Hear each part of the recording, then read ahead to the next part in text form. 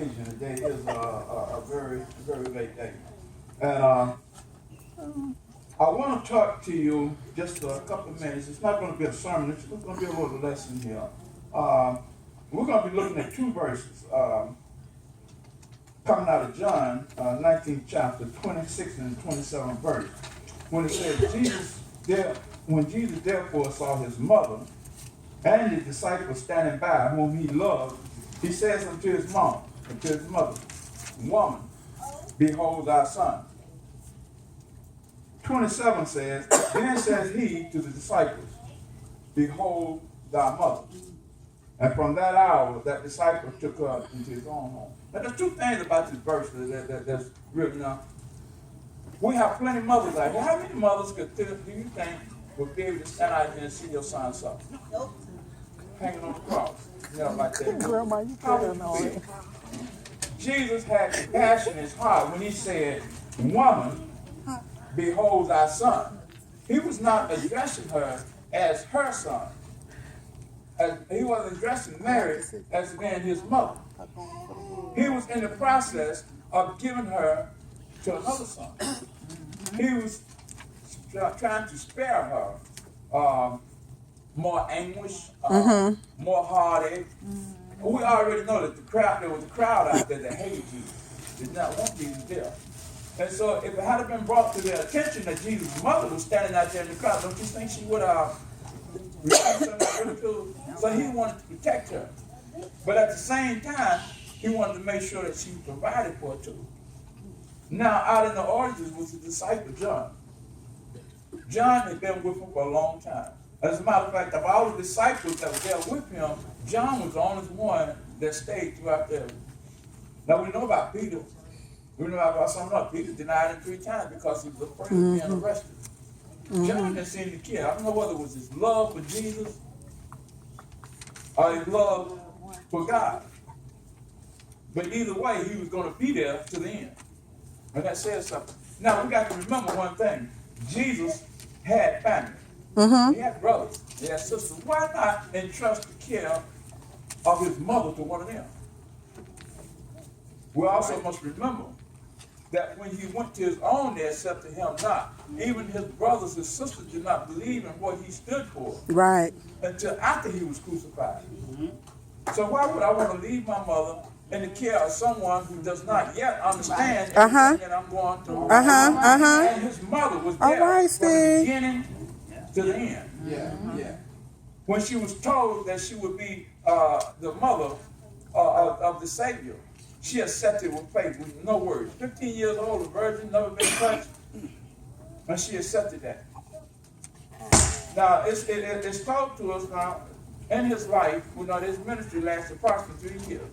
There were a few years back, somewhere, that's where his brothers and sisters were born. I'm just going to give you a couple of instances right now. His first miracle that he performed was at a wedding ceremony. Who was brother? His mother. When they went back to pay their taxes and they were traveling back home and they found out that Jesus was not with them, and they went back to find them, who found him? His mother. And she was there in the temple as he was teaching. It seems that our mothers are always there for, when a child stands at graduation and everything, he got that diploma in his hand, first thing you say, thanks, Mom. Just forget about Dad over there for a while, Dad comes sucking. He played a big part in it. But the first thing that comes out of our mouth is thanks, Mom. I don't know about you, but my mom was my best friend. I tell her things I wouldn't even tell my friends. And so you can imagine how Jesus felt about his mother. He wanted to protect her as best he can. And so he said, Woman, behold your son. And to his best friend, the one that was still through thick and thin, how y'all say y'all got that, what is it, BFF, best friends forever? Yeah. Until all the mess come, I'm going to let it work, but all the mess come down. All the mess come down, and all of a sudden that BFF is,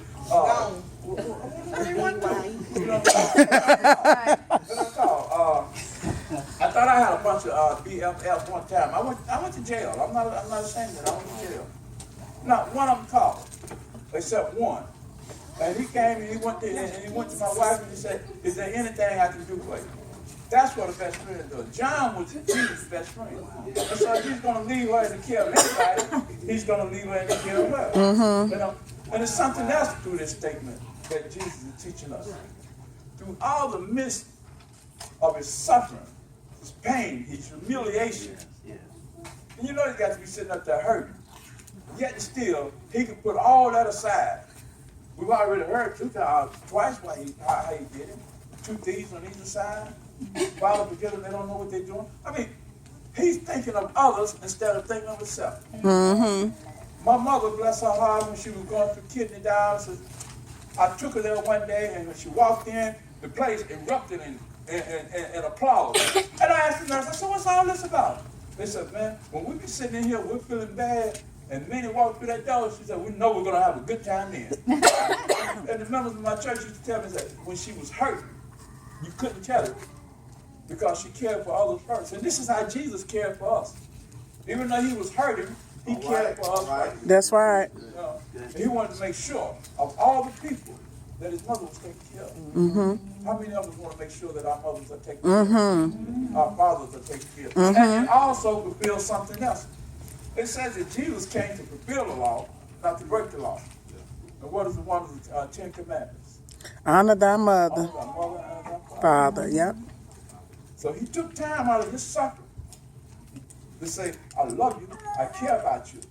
And to others, he took time out of his suffering to say, I love you, I care about you. This day you will be with me in paradise. Yes. He was always thinking of others, even as he was dying.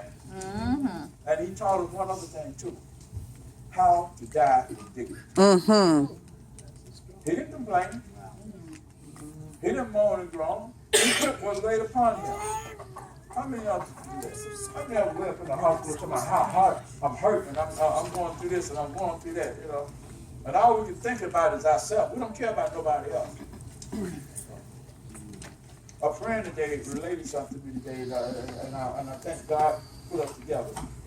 When his father was in a nursing home, he told him, said, look, they're taking good care of me up here. You don't need to worry about me.